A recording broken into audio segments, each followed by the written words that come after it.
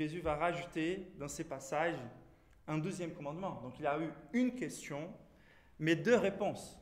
Et deux réponses qui, à la fin, ont été liées par Jésus d'une façon inséparable. Donc cet homme s'approche de Jésus, il pose cette question. C'est l'une des principales questions qu'on ne pourrait jamais poser. Et en posant cette question, au lieu de recevoir juste une réponse, il reçoit deux réponses. Et ces deux réponses sont présentées par Jésus comme l'accomplissement de toute la loi. Donc c'était un homme qui était engagé dans l'étude de la loi, c'était un scribe, quelqu'un dont la profession et l'occupation dans toute sa vie, c'était d'étudier la parole de Dieu. Et il était engagé bien sûr avec des discussions avec d'autres scribes, d'autres pharisiens. Et c'était des bonnes questions qu'il posait et il voulait résumer la loi. Et pour résumer la loi, il faut trouver quelque chose qui nous montre un ordre d'importance. Et dans cet ordre d'importance, Jésus va résumer la loi dans un mot, c'est l'amour. Et deux applications principales à propos de ces mots, surtout l'amour envers Dieu, et connecté à ça, juste après, l'amour envers les prochains. Donc, si vous vous rappelez bien, il y a une similarité entre cette situation avec les situations que Jésus avait vécues avant, mais il y a aussi beaucoup de différences. La similarité, c'est qu'à nouveau, une question très difficile est posée à Jésus dans cette même journée. La différence, c'est que la manière dont cette question est posée, elle est beaucoup plus tranquille, elle est beaucoup moins offensive ou agressive. Avant, les questions étaient vraiment pour essayer d'attraper Jésus dans une erreur pour pouvoir lui amener à la mort. Dans ces cas, cet homme s'approche avec déjà une attitude différente, une attitude d'appréciation envers Jésus. Et ensuite, il pose une très bonne question. Il nous semble qu'au lieu d'être là en train de chercher encore plus de polémiques et de problématiques, il était sincèrement en train de chercher une bonne réponse pour sa question qui était très pertinente. Et donc ce texte, il va nous parler de cette possibilité d'entre citant des commandements bibliques, d'entre citant des théories et des essais de plaire les exigences de Dieu envers l'humanité, envers nous, d'être capable de trouver une façon de simplifier la religion. Comment je peux trouver le salut d'une façon beaucoup plus simple que ce qui me semble? Lorsque je pense aux religions, lorsque je pense au processus, aux commandements, aux sacrifices, à la quantité des lois, toutes ces choses semblent être vraiment très difficiles pour moi pour accomplir. La relation avec Dieu semble ne pas être simple, semble être très compliquée. Je me rappelle très bien, je suis né dans un pays catholique et pour moi, c'était ça mon impression vis-à-vis de la religion. Je n'étais pas pratiquant, j'étais né comme tout le monde au Brésil en étant considérant un catholique, mais mon impression envers la religion, c'est qu'il y avait beaucoup de règles, que c'était très très difficile de développer une relation simple envers Dieu. Et avec des bonnes motivations des fois, comme c'est le cas des courants pharisaïques, dans certains courants pharisaïques, donc il y avait deux courants principaux, l'une qui voulait simplifier au maximum la loi, et l'autre qui voulait plutôt découper et rendre apparemment plus facile d'accomplir la loi en rédigeant des sous-lois qui soient plus pratiques et plus extérieures à accomplir. Donc là, ce sont deux courants, les courants qu'on va voir même aujourd'hui, les courants qu'on appelle légalistes et les courants qu'on peut appeler antinomistes. L'une qui veut éviter au maximum la loi et l'autre qui veut simplifier ce que Dieu attend de nous en rendant les choses très sèches et très pas à pas. Donc, dans les deux cas, nous voyons une espèce de paresse spirituelle. Car même si ça demande beaucoup d'efforts d'accomplir 1 million de lois, c'est une façon de mettre ma pensée à côté, mon cœur à côté, et de vouloir simplement obéir automatiquement certaines exigences. Et ce qui est intéressant, c'est que Jésus, il va marcher quelque part dans la direction de la simplicité en gardant quand même la compréhension du commandement. Jésus va répondre à cet homme en termes des lois, en termes des commandements, mais il va vraiment simplifier à tel point de nous donner une version des deux lois qui peut résumer plus des 600 lois qu'on va trouver dans l'Ancien Testament. Et c'est ça que Jésus va dire, c'est l'amour.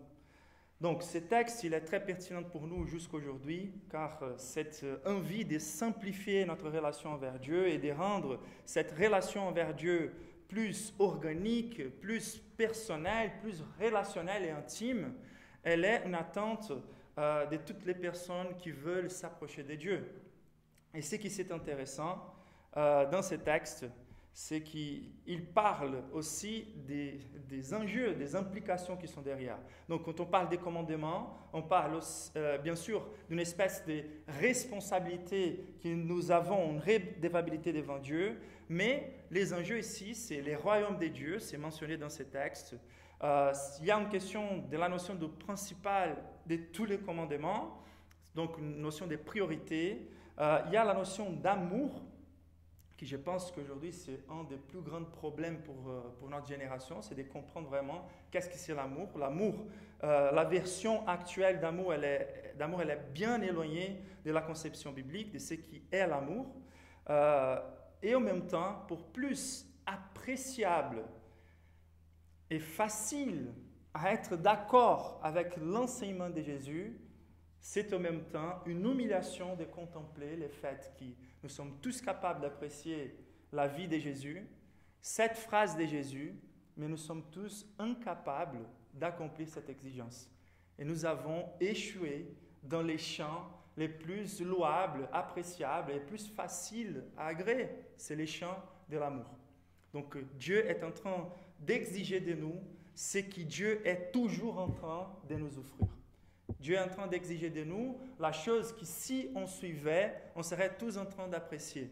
Mais le problème, c'est que nous tous, nous sommes incapables d'aimer. Donc c'est un texte très pertinent pour nous. Aujourd'hui, lorsqu'on regarde le monde, ils ne sont pas très occupés avec la notion des lois ou des commandements. On est dans une génération très libéraliste, une génération antinomiste, une génération qu'on appelle aujourd'hui relativiste, postmoderne. Donc, on a réduit aux critères subjectifs de l'individu la détermination de ce qui est correct et tort et qui peut être toujours changeable selon ses sensations, ses plaisirs, sa volonté du moment. Donc, de plus en plus, on a moins d'espoir d'arriver à des valeurs qui soient communes, qui soient socialement majoritaires. Et ce qui est intéressant, c'est que dans cette dynamique de vie, il y a un contraste. Car les personnes veulent parler de cette manque complète de signification absolue pour ce qui est correct et qui est tort, mais ils disent que la solution pour tout, et c'est une solution très sentimentaliste, c'est l'amour.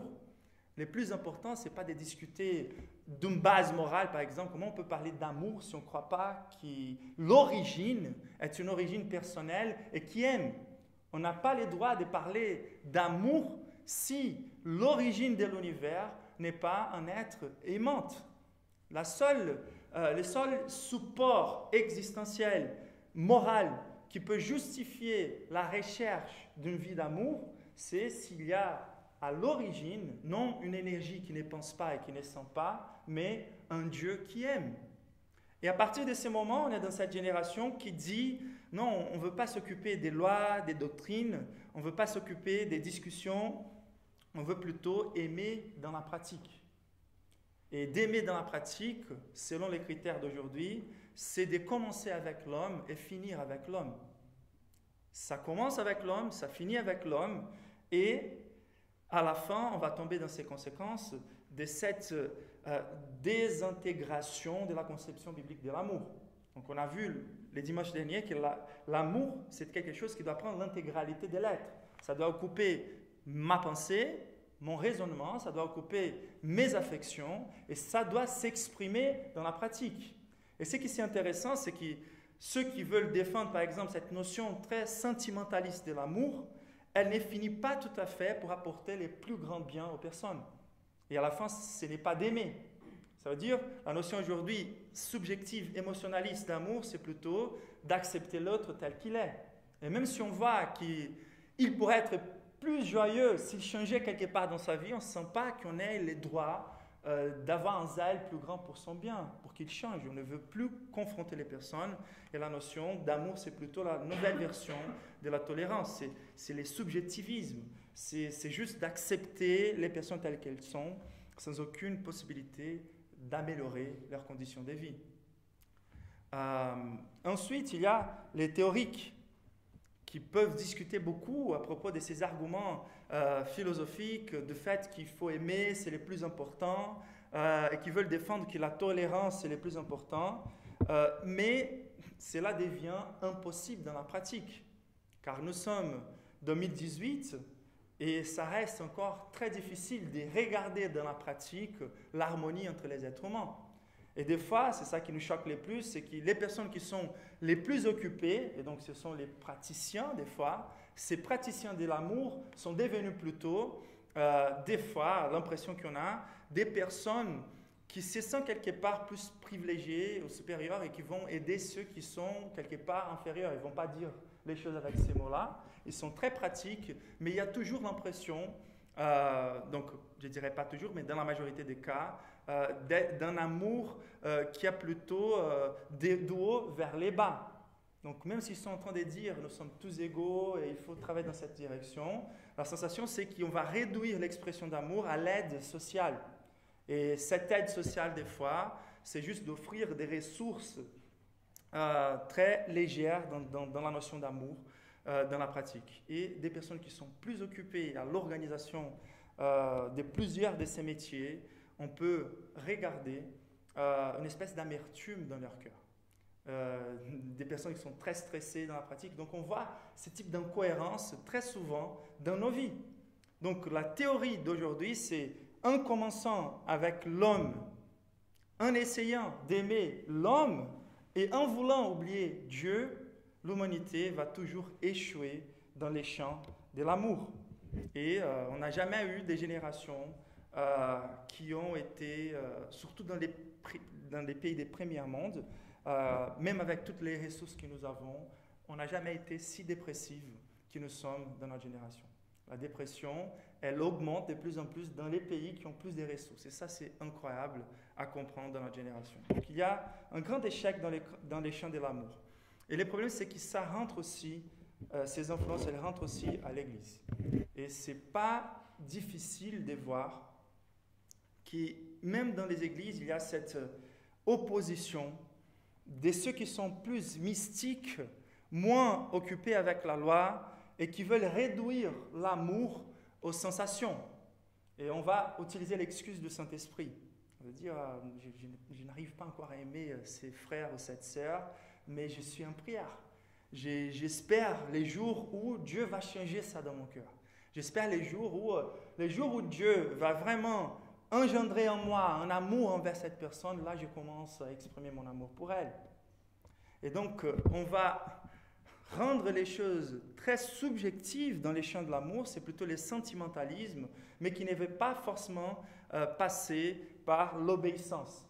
Donc, on va être très généreux à point de permettre que les personnes oublient complètement la loi ou l'accomplissement de la loi, qu'ils marchent comme s'ils ne connaissaient pas Jésus, comme s'ils ne savaient pas comment Jésus aime les personnes.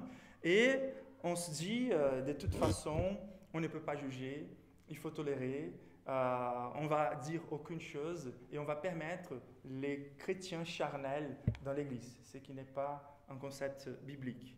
De l'autre côté, il y a ceux qui sont les légalistes, qui au contraire, sont très capables d'arriver auprès des personnes et de se dire très vite et de juger les personnes en disant, là, il faut changer cette chose dans ta vie, cette personne-là, elle est dans l'erreur, et qui fait tout ça avec un manque d'affection envers les frères et sœurs, et qui rajoute des poids, et qui rajoute des poids, et qui rajoute des poids sur leur vie en donnant et en ajoutant des lois que Dieu n'a jamais exigées des personnes.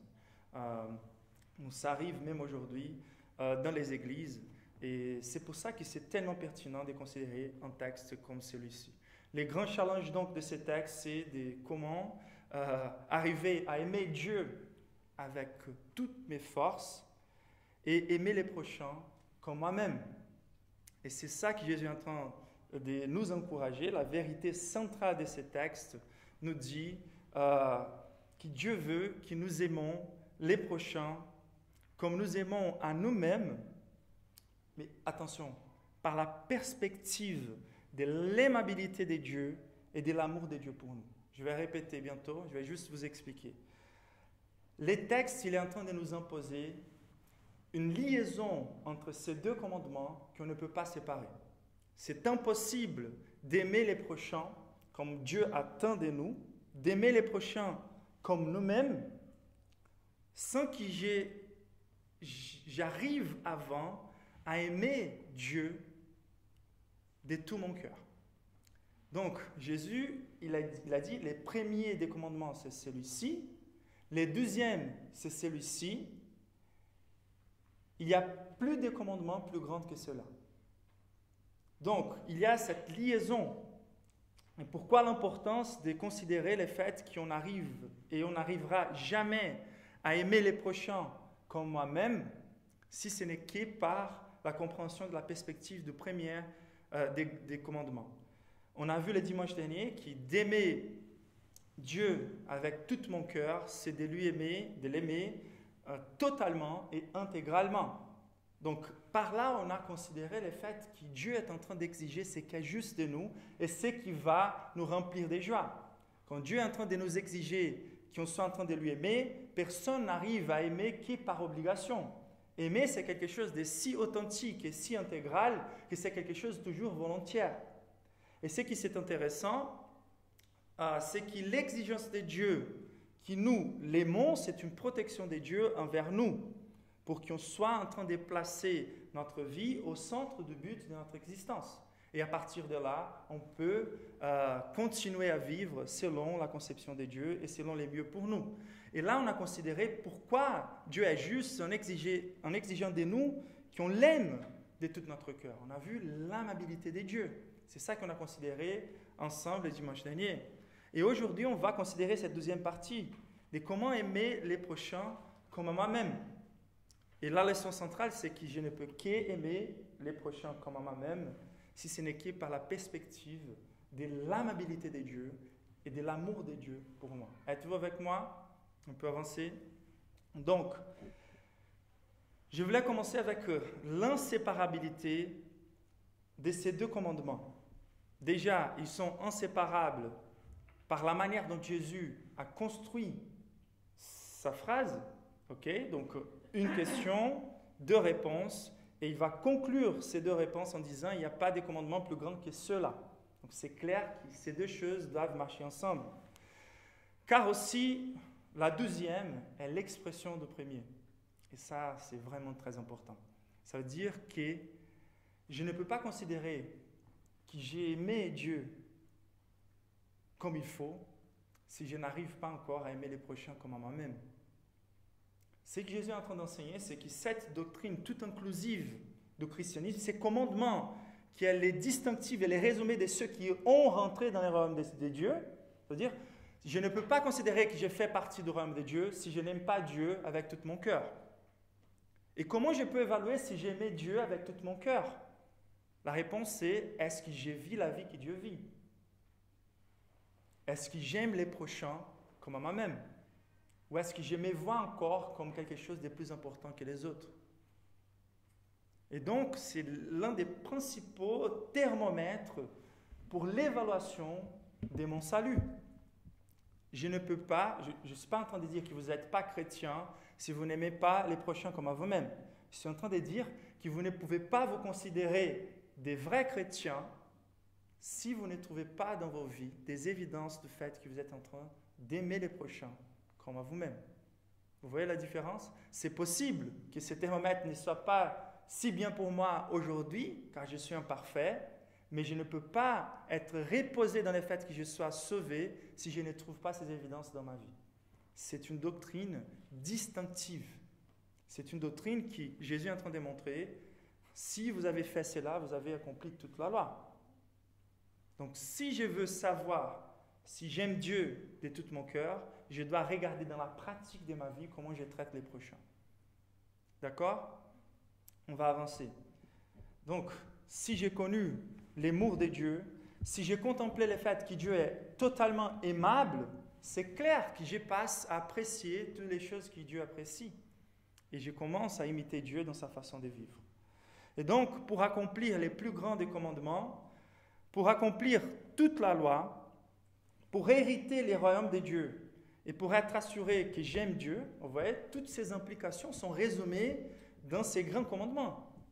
Toutes ces questions-là, comment je sais si j'ai accompli les plus grands des commandements, comment je sais si j'ai accompli toute la loi, comment je peux être assuré que je vais hériter les royaumes de Dieu, comment je peux être assuré que j'aime Dieu. Et la réponse c'est si j'aime les prochains comme moi-même. Et ça, ce n'est pas suffisant encore, mais par la perspective de l'amabilité de Dieu et de l'amour de Dieu pour moi. Êtes-vous avec moi? On va avancer. Donc, ce qu'on va faire, c'est pour pouvoir comprendre comment aimer les prochains comme moi-même, on va diviser ces textes avec certaines emphases. La première chose qu'on va considérer, c'est le fait que je dois m'aimer à moi-même avant d'être capable d'aimer mon prochain. Donc, s'il faut aimer les prochains comme moi-même, ça veut dire que déjà, mon amour envers moi doit être bien réglé. Doit être un amour envers moi, à nouveau, selon la perspective de l'amabilité de Dieu et de l'amour de Dieu par moi. D'accord? Donc, la première chose qu'on va considérer, c'est à ces niveaux-là, mon amour pour moi et pour les prochains ne sont pas détachables de mon amour pour Dieu. Ensuite, on va considérer que je dois aimer moi-même à l'égard de l'amabilité et de l'amour de Dieu. En troisième, on va considérer le fait que je dois aimer les prochains comme moi-même à l'égard de l'amabilité et de l'amour de Dieu envers l'autre. Et pour finir, on va conclure que l'une des choses qu'il nous faut, c'est d'aimer les prochains comme moi-même à l'égard de l'amour rédempteur de Dieu. D'accord? Donc, mon amour pour moi et mon amour pour les prochains ne sont pas détachables de l'amour de Dieu. D'accord? La première chose qu'on va considérer ensemble. Donc, verset 29, Jésus répondit, « Voici les premiers, écoute Israël, le Seigneur notre Dieu est l'unique Seigneur. Et tu aimeras le Seigneur ton Dieu de tout ton cœur, de toute ton âme, de toute ta pensée et de toute ta force. Voici les seconds. Tu aimeras ton prochain comme toi-même. Il n'y a pas d'autre commandement plus grand que cela. » Donc, il y a une intégration entre ces deux commandements. Et nous n'allons jamais accomplir ces deux commandements si nous essayons de détacher les deuxièmes commandements du premier. Si on est que sur les deuxièmes commandements, voici les dangers qu'on est en train de risquer ou de courir. La première chose, c'est que d'aimer les prochains comme moi-même ne veut pas dire que mon amour pour moi soit la mesure finale de l'amour envers l'autre. Donc, c'est très facile de tomber dans cette erreur. Ici, nous ne sommes pas dans un encouragement de Jésus envers l'égocentrisme. Le texte dit, il faut quand même aimer moi-même avant d'aimer mon prochain. Donc, jusqu'à que je ne sois pas en train d'être passionné pour moi-même et très bien avec moi-même, si mon bien-être n'est pas préservé, je ne serai jamais capable d'aimer les prochains. Ce n'est pas ça que Dieu est en train de dire, que Jésus est en train d'encourager. Ce n'est pas un encouragement à regarder dans ma conception d'amour comment va mon amour envers moi avant que je puisse partir pour aimer les prochains. Est-ce que c'est clair pour vous? Donc, cette personne-là, ce n'est pas facile à aimer, elle ne me plaît pas. Et donc, si elle gêne mon équilibre de mon amour envers moi-même, je ne peux pas l'aimer, je ne peux pas m'approcher de cette personne. Il y aura des personnes qui vont utiliser ce type d'excuses pour ne pas aimer les prochains. Et donc, la chose qu'il faut comprendre, c'est que si on n'est pas en train de connecter les deuxièmes commandements du premier, ce que nous sommes en train de faire, c'est de considérer que la condition pour aimer les prochains, c'est que je m'aime. Ce n'est pas une condition. Jésus est en train de faire une constatation. Ce que Jésus est en train de faire, c'est de dire, les problèmes, il est réglé avec vous-même. Vous n'avez pas de plaisir envers vos vies tout le temps. Mais vous êtes toujours en train de chercher votre bien. Vous savez que vous ne plaisez pas Dieu tout le temps. Mais vous êtes toujours en train d'échanger cette situation devant Dieu. Peut-être pour que tu sois plus plaisante. Et donc, la première chose à considérer, c'est que si je reste avec cette conception pure et détachée du premier commandement, je dois aimer les prochains après que je m'aime, je risque de rester égocentrique. Et c'est ça le problème. Donc, ce n'est pas un encouragement à l'égocentrisme. Je dois m'aimer dans la mesure et dans les lieux corrects dont Dieu aime l'humanité. Et je dois reconnaître que les prochains méritent le même amour. D'accord? Donc, je dois aimer les prochains comme à moi-même, c'est-à-dire il est mon semblable. Je n'ai aucune importance plus grande que la sienne. Ensuite, le deuxième risque, c'est assez intéressant, c'est qu'il n'est pas suffisant de chercher mon concept des biens pour l'autre si automatiquement que je cherche les miens. Je vais vous expliquer. C'est-à-dire, c'est une constatation, donc ce n'est pas une condition. Ce n'est pas quand je serai en train de m'aimer, je vais aimer les prochains. Ce n'est pas ça. C'est comme je m'aime toujours, je cherche toujours mon bien, je dois aimer l'autre malgré l'affection que je puisse sentir dans un moment donné. Et donc, moi, automatiquement, je cherche les biens pour moi. Mais le problème, c'est que la manière dont je cherche les biens pour moi, ma conception de ce qui est bien pour moi, elle est aussi imparfaite.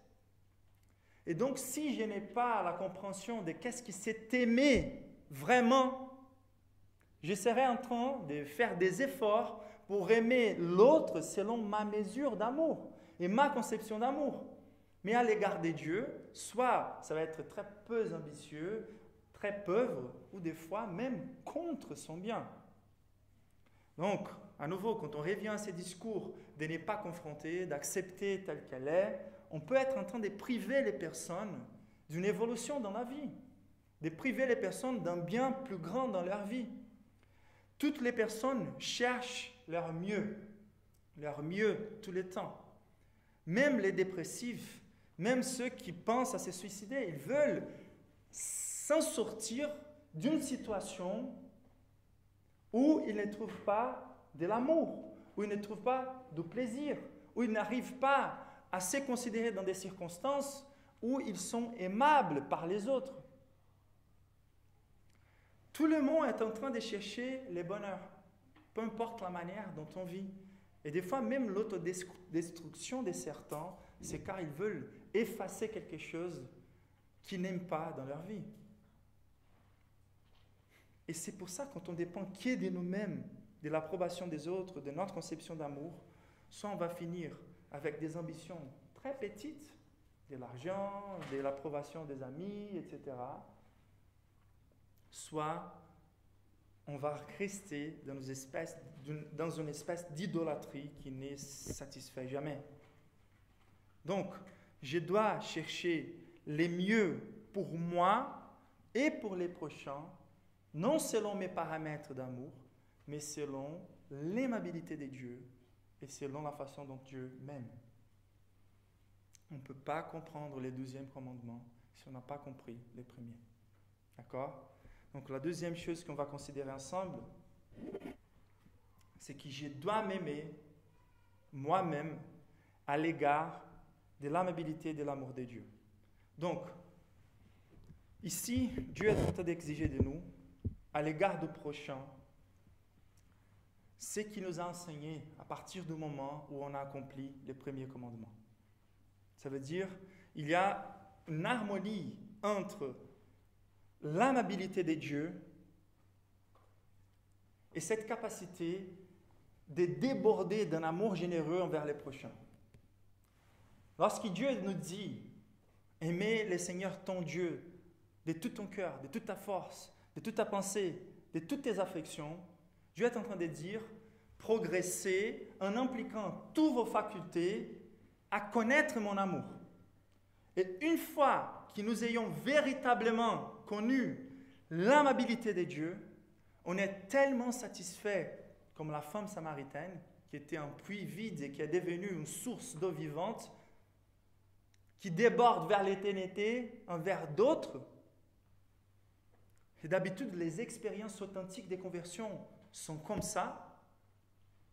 Je me rappelle, moi, je n'étais pas né dans un environnement chrétien, et dans ma conversion, moi, j'avais beaucoup de plaisir dans le monde, à l'extérieur.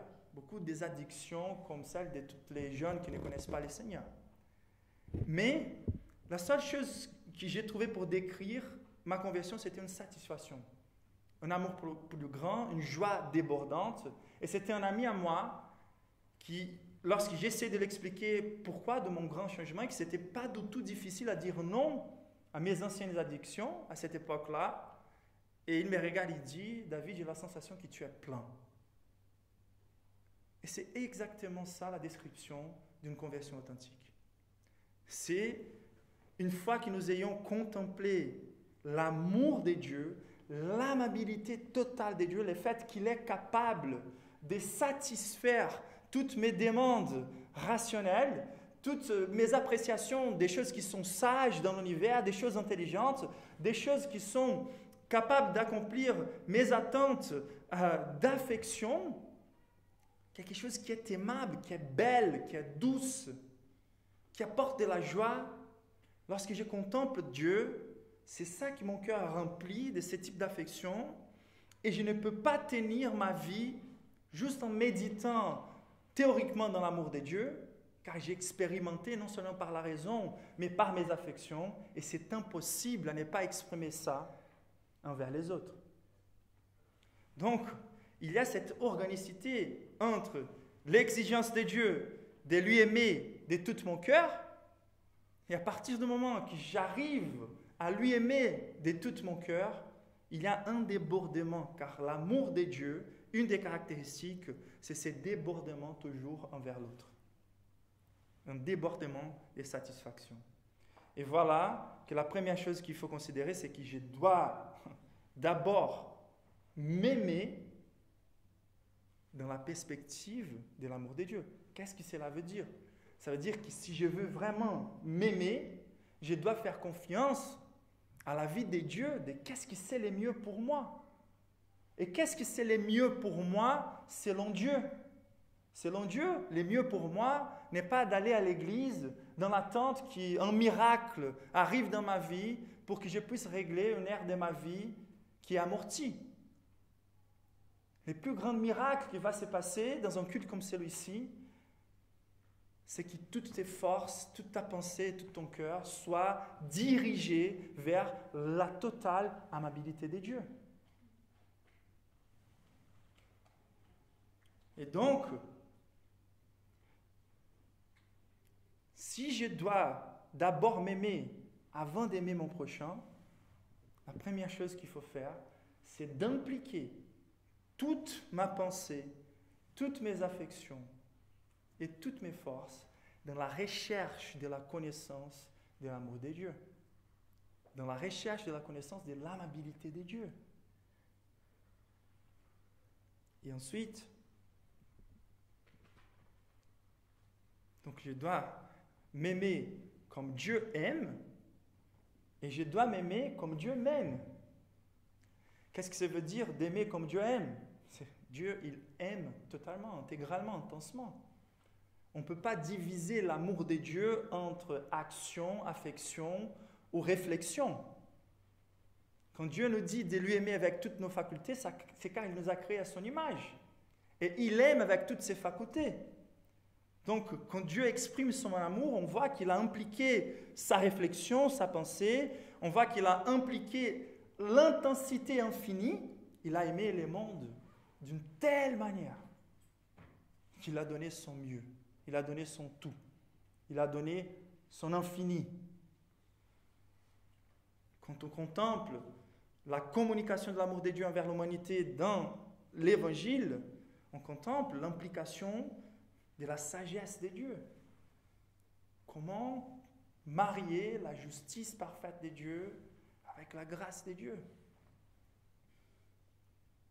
quand on pense à l'affection que Dieu a déversée sur nous, on considère qu'il nous a donné les bien-aimés.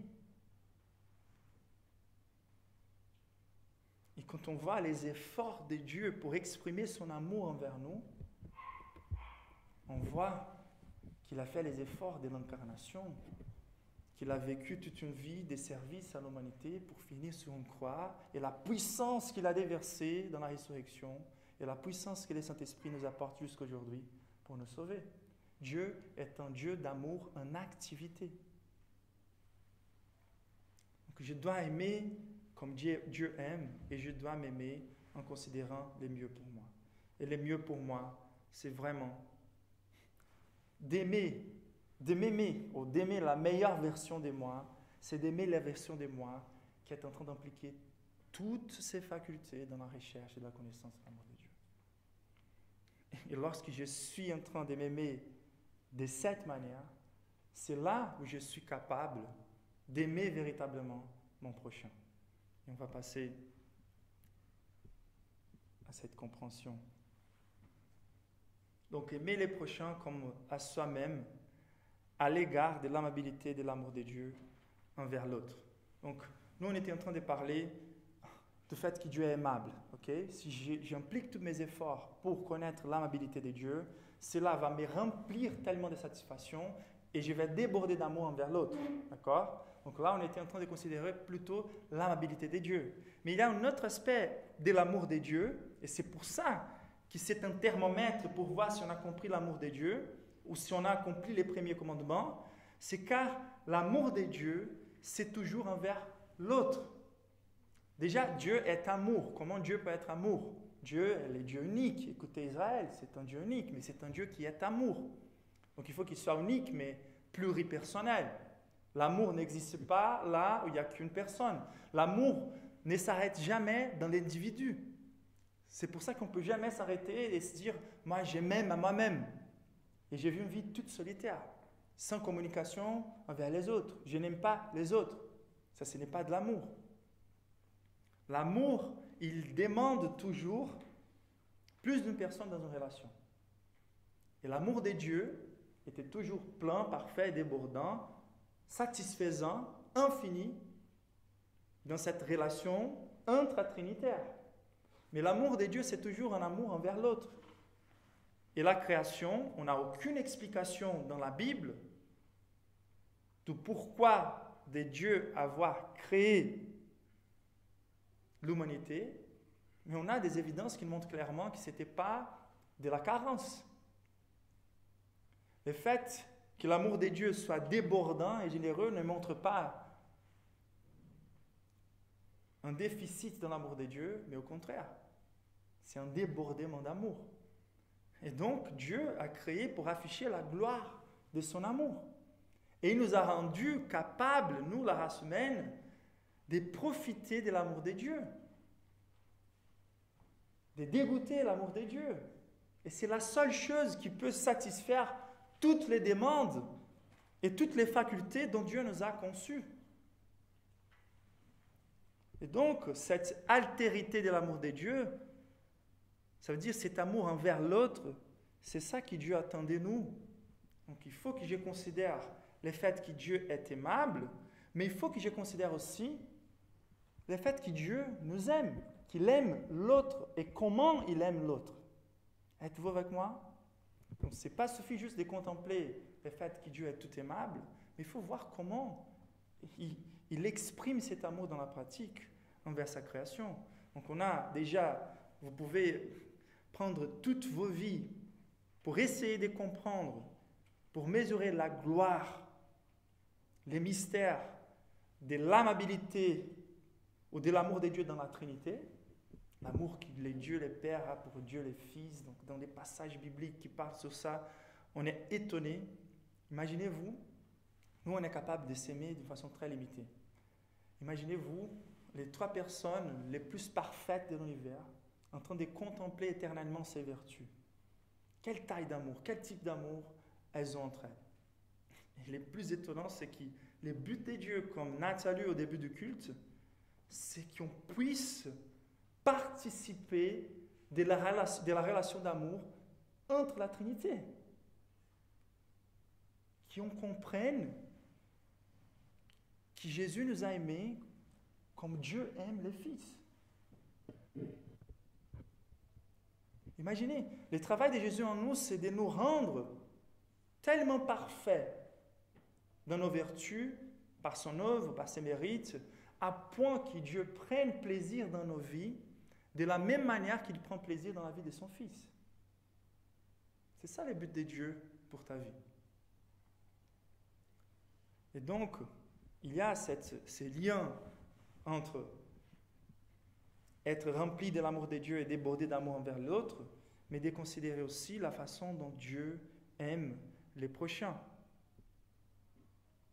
Et Dieu aime les prochains d'une façon universelle. C'est ça qui est intéressant. Qui est les prochains? Les textes ne nous donnent pas d'excuses. La Bible nous parle partout que Dieu ne fait pas exception des personnes. Et je pense que dans la pratique, c'est un des plus grands échecs des chrétiens. Moi, je me rappelle quand je suis sorti du Brésil, j'avais à l'époque 8 ans de ministère dans une église. Donc, j'avais créé des liens, de l'affection avec des personnes que j'aime jusqu'aujourd'hui. Et c'était très très difficile d'imaginer comment je pourrais aimer des nouvelles personnes de la même manière que j'ai aimé ces personnes-là après 8 ans de convivialité. Et j'avais aucune idée, aucune personne ici, et juste l'appel. Et une chose que Dieu m'a mis dans mon cœur, c'était aime en avance. Aime en avance. Je vais former une famille de foi, vous allez vous aimer. Aime en avance, aime les personnes que tu ne connais pas encore, les personnes qui vont encore arriver. Aime les prochains. Ça veut dire, c'est celui qui croise ton chemin, c'est celui qui est le plus proche, qui est à l'attente de l'égard, à l'attente du bras, à l'attente d'un bras, dans ses cours. Et donc, ce qui pour moi, c'est étonnant, c'est de voir la difficulté dans les parcours et dans des églises, des fois, des personnes de s'aimer. Et d'arguments que certains utilisent lorsqu'ils vont partir en se disant, tu vois, j'ai bien essayé de rester à l'église, mais je n'ai pas trouvé les personnes avec qui j'ai de l'affinité. Ce n'est pas mon style de vie plutôt, ce n'est pas mon âge, ce n'est pas ma tranche d'âge. Je ne sais pas quel type d'argument vous pouvez utiliser, ou les personnes peuvent utiliser pour éviter d'aimer les prochains. On n'a pas d'affinité, il n'y a pas de groupe de mon âge, etc. Et la plus grande richesse de la Bible, c'est que comme nous tous nous portons l'image de Dieu et le potentiel d'être restauré par Jésus, d'être rendu chaque fois plus aimable selon le caractère de Christ qui est en train d'être formé en nous. Et ce que j'ai toujours trouvé très beau dans des églises, c'est le fait que des personnes qui ont des histoires complètement différentes sont tellement unies car on a un sauveur commun qui nous a aimés. Donc on ne peut pas avoir des excuses pour ne pas aimer, pour ne pas nous approcher des personnes. On va trouver plutôt la richesse de Dieu à travers la vie des personnes, les plus différentes elles sont de nous. D'habitude, c'est comme ça. C'est comme ça qu'on va grandir et contempler la gloire de Dieu. Et donc les prochains, je vais vous dire, les prochains sommes nous. Il y a tellement de personnes qui sont toujours occupées avec ces personnes préférées dans leur tête, la famille, les personnes avec qui on a des affections naturelles. Mais les prochains, c'est Dieu qui nous encourage à regarder toutes les personnes en termes d'âme et pas en termes de liens biologiques, physiques. Ces choses ont son lieu, bien sûr, mais ce que Jésus est en train de dire, c'est d'élever n'importe qui à la position des dignes d'amour, car créés à l'image de Dieu. Et des fois, il y a des personnes qui se disent et qui restent toujours en train de prier ou de faire des efforts pour faire de l'évangélisation envers c'est cher de la famille, c'est cher en termes d'amis, mais ils sont tellement centrés sur certaines personnes dans leur vie qu'ils sont incapables de regarder ce que Dieu met à leur côté. Et des fois, Dieu peut nous dire, prends soin du prochain et je prends soin de ta famille.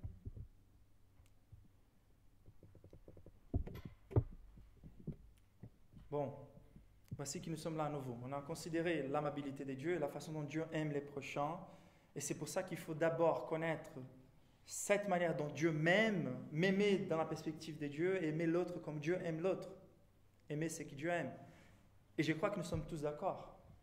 Ça, c'est vraiment la façon d'accomplir le deuxième commandement. C'est juste, c'est appréciable, c'est une vie belle si on arrive à aimer Dieu surtout et les prochains comme à nous-mêmes. Mais, selon ces textes et selon la réalité des choses, toutes les choses qu'on vient de considérer jusqu'à là nous donnent la capacité seulement d'être d'accord, mais pas la capacité d'accomplir.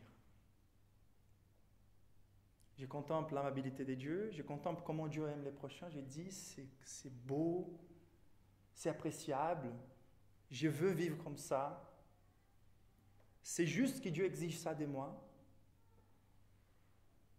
mais c'est impossible d'accomplir. Toute cette emphase sur l'inséparabilité entre les premiers commandements et le deuxième commandement, elles sont là plutôt pour nous condamner. Ça reste la loi. Ça reste la loi. Mais comment on arrive à accomplir? Peut-être si on n'était pas dans les péchés, on serait capable d'accomplir. Peut-être, j'ai dit qu'en fait, on allait contempler l'amabilité de Dieu, on a été créé pour aimer, et donc si les péchés n'est pas là, on serait capable d'aimer les prochains comme à nous-mêmes à l'égard de l'amour de Dieu et de l'amabilité de Dieu. Mais il y a un niveau de connaissance de l'amour de Dieu qui dépasse les paramètres de la création. Ça veut dire, ce qu'on connaît de l'amour de Dieu révélé dans l'histoire de la rédemption nous donne une connaissance de la taille et de l'intensité de l'amour de Dieu qu'on ne connaît pas que par l'exigence de la loi de l'Ancien Testament. Mais le problème, c'est qu'en étant des créatures, déjà nous sommes limités dans notre capacité d'aimer Dieu et de comprendre l'amour de Dieu. C'est pour ça que dans ses plannings éternels, mystérieux, Dieu a développé les plans de la rédemption. Mais ce qui est intéressant, c'est que dans la condition des pécheurs, nous sommes sûrement incapables d'accomplir ces commandements. Donc, la dignité universelle de la race humaine en tant que créée image de Dieu nous dit tout le monde est digne d'amour. Mais la méchanceté de la race humaine nous dit c'est impossible d'exiger de moi que j'aime un rebelle comme celui-là. C'est pas juste. D'exiger que j'aime Dieu, c'est facile, c'est correct. Mais d'exiger que j'aime une race qui a déjà créé 2 grandes guerres mondiales, c'est pas évident. Et donc, c'est pour ça qu'il n'est pas le premier commandement. C'est clair. Déjà, nous sommes des créatures, et surtout car nous sommes dans les péchés. Et c'est clair dans ce texte que ce n'est pas suffisant d'être d'accord, d'être impliqué, de faire des éloges à Jésus, car quand on regarde cet homme-là, c'était bien intéressant. Le verset 32, il dit, les scribes lui disent, bien maître, tu as dit avec vérité que Dieu est unique et qu'il n'a point d'autre Dieu que lui et qu'il aimait de tout son cœur, de toute sa pensée, de toute son âme et de toute sa force et aimer son prochain comme soi-même, c'est plus que tous les holocaustes et tous les sacrifices. Jésus, voyant qu'il avait répondu avec intelligence, lui dit, tu n'es pas loin du royaume de Dieu. C'est étonnant. Ça veut dire, cet homme, il était d'accord avec Jésus, il appréciait la réponse de Jésus, il était engagé avec son intelligence, avec une bonne question, mais la réponse de Jésus c'est celle-ci, tu n'es pas loin du royaume de Dieu. Qu'est-ce que Jésus est en train de dire par là? Il y a encore quelque chose qui manque. Tu n'es pas capable d'aimer, tu n'es pas capable d'accomplir ces commandements. Qu'est-ce que Jésus appréciait dans la vie de cet homme? Jésus nous dit dans les versets 34, voyant qu'il avait répondu avec intelligence. Et bien sûr, c'est un reproche, mais aussi un encouragement. Il était entre les scribes, ceux qui persécutaient Jésus à ce moment-là, et Jésus lui dit, tu n'es pas loin. Donc, tu as quand même t'approché un peu du royaume des dieux. Mais de l'autre côté, il n'est pas encore dedans le royaume des dieux. Jésus a apprécié l'implication de la raison, de l'engagement doctrinaire, de l'intelligence de cet homme. Ça veut dire que cet homme, il était là en train de discuter des doctrines avec Jésus. Ça, c'est appréciable à l'égard de Jésus.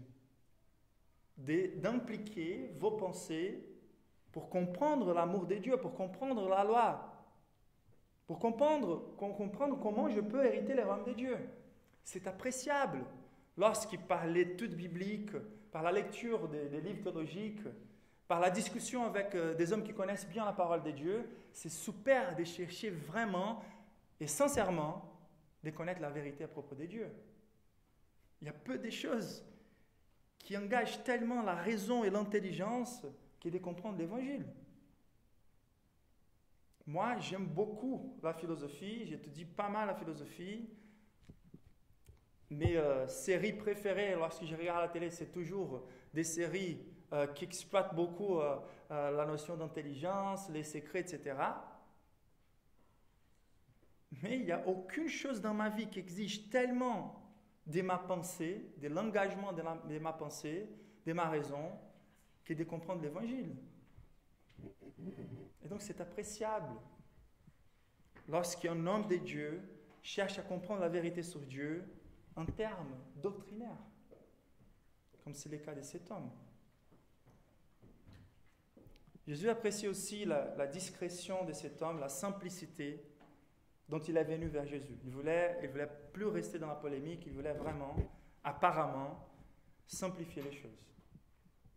Et Jésus appréciait car, quelque part, cet homme est venu vers Jésus répondre ces choses d'une façon discrète. Donc, ici, dans ces passages et en Matthieu aussi, les termes intelligence peut signifier aussi la notion de discrétion. Il est venu vers Jésus et il a parlé à Jésus d'une façon un peu privée. Donc il semblait qu'il voulait se détacher quelque part des pharisiens qui ont envoyé cet homme-là envers Jésus. D'accord? Donc il est un peu plus proche de Jésus à ce moment, un peu plus proche du royaume de Dieu. Et on note aussi un certain niveau d'affection, un niveau d'affection superficielle. Ça veut dire, il arrive à dire « bon maître, tu as bien répondu », etc. Donc on voit qu'il y a une espèce d'engagement d'affection de cet homme envers Jésus. Donc ce sont tous des choses appréciables dans ces textes. Mais ce n'était pas suffisant. Comment Jésus a aimé cet homme? C'est une bonne question. Jésus, il a aimé cet homme en faisant un éloge, un encouragement, mais aussi un reproche. Et ça, à mon avis, pour notre génération, c'est une des choses les plus importantes à considérer aujourd'hui. C'est d'avoir le courage de venir vers quelqu'un qui pense avoir trouvé les saluts, mais qui ne montre pas des évidences.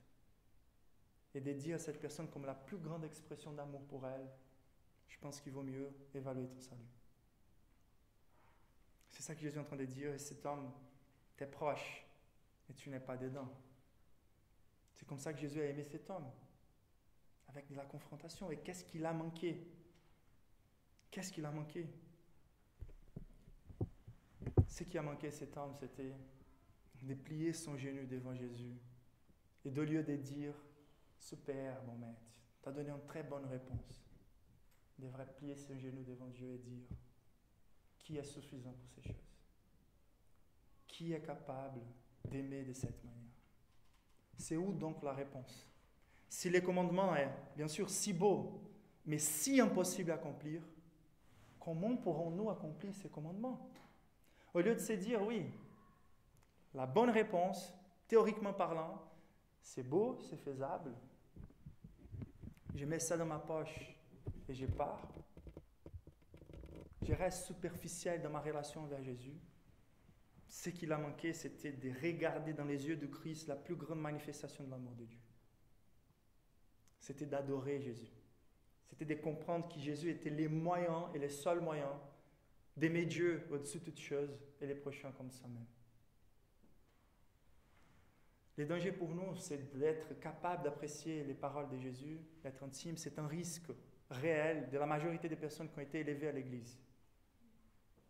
D'être intime avec la religion. De savoir même discuter doctrine. D'engager la raison et d'avoir un plaisir dans les discussions doctrinaires. Mais si nous sommes incapables d'aimer Jésus-Christ de tout notre cœur et les prochains comme à nous-mêmes, nous sommes si loin du royaume de Dieu que les payants qui mènent la vie la plus moche du monde. Car à la fin, d'être à 2 pas de la porte et d'être à 1000 km de la porte veut dire la même chose. Vous n'êtes pas loin, veut dire vous n'êtes pas dedans. Et la seule manière, pour finir, d'accomplir ces commandements, c'est d'aimer les prochains comme à moi-même à l'égard de l'amour rédempteur de Dieu. Et l'amour rédempteur de Dieu, c'est cet amour qu'il a déversé à l'humanité, non comme créature créée à son image, mais malgré toute sa corruption, malgré toute sa mocheté, toute son inimité envers Dieu. Nous sommes par nature ennemis des dieux, dès notre rébellion. Et la vérité, c'est qu'en étant un Dieu juste, un Dieu d'amour, Dieu devrait effacer notre existence de l'univers. Mais il nous a aimés avec un amour nouveau, un amour qui, l'emphase biblique du Nouveau Testament, parle d'un concept nouveau, agapé. C'est un terme utilisé pour l'amour de Dieu qui est le plus repris dans le Nouveau Testament et qui nous montre cette emphase d'un amour contre-conditionnel. Un amour de Dieu envers ceux qui ne méritent pas son amour, au contraire, qui méritent sa punition. Car nous avons mal placé nos affections et nous vivons non pour la gloire de Dieu, mais pour notre gloire personnelle. Et cet amour, c'est un air d'intérêt énorme, c'est l'amour rédempteur de Dieu, c'est l'amour que Paul va reprendre en Corinthiens 13 pour essayer d'expliquer que même si je sois engagé avec ma raison, même si je sois engagé avec mes œuvres, même si je donne mon corps par mon zèle pour mon courant doctrinaire, pour la religion, je peux être le plus obéissant de la communauté, je peux être celui qui fait les plus de bonnes actions envers les pauvres, mais si je n'ai pas d'amour, ça ne sert à rien. Je peux avoir les plus grands dons spirituels. Je vous laisse lire 1 Corinthiens 13, mais la vérité c'est que cette intégralité d'amour, c'est un amour qui va contre les conditions ou la dignité de celui qui est l'objet de l'amour. L'amour est patient. Donc, d'être patient, ça veut dire de malgré la provocation de ma colère, je vais aimer. Malgré la provocation de mon déplaisir, je vais aimer. Et en vérité, l'amour agapé, c'est l'amour rédempteur de Dieu, c'est l'amour manifesté en Christ. C'est l'amour de Dieu qui, au lieu d'être juste, prendre plaisir dans mes œuvres, car elles apportent mon image, mes caractéristiques, car je suis parfait et je crée des bonnes choses, et c'est pour ça que j'ai plaisir dans des bonnes choses, c'est regarder des mauvaises choses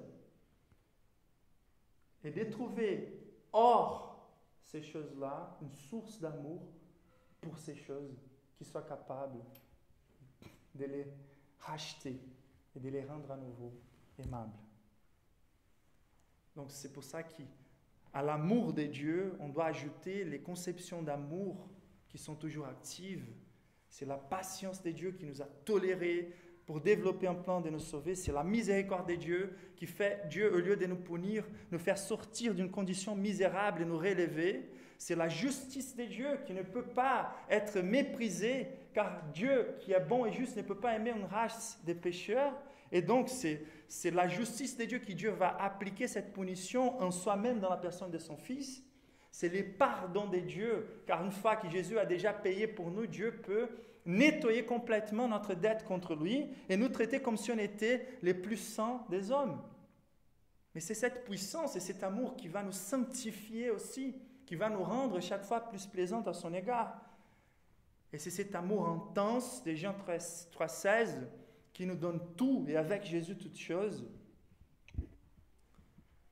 Et c'est un amour qui engage l'ensemble de l'être de Dieu et les trois personnes de la Trinité, un amour intégral, intense, total et généreux. Voilà l'amour rédempteur de Dieu. C'est avec cette même mesure qu'il faut aimer les prochains. Une autre manière de considérer cet amour, c'est juste en regardant comment Jésus a aimé Dieu de tout son cœur. Sa soumission au Père. Je vous dis les paroles que j'ai écoutées de Père. La façon dont il dit qu'il prend plaisir dans la présence de Père. La façon dont il vit pour la gloire de Père. Comme il affiche par sa vie l'amabilité de Dieu. Et la façon dont il a aimé les prochains. Les paroles de vie éternelle, les miracles, abstinence envers les nourritures à plusieurs reprises, boissons, repos. Il s'est vidé de sa gloire, il a incarné, il a subi à l'humiliation pour promouvoir les biens de l'autre. Je ne peux pas aimer les prochains si je n'ai pas connu le Christ. L'amour rédempteur de Dieu révélé en Christ. On va conclure ici.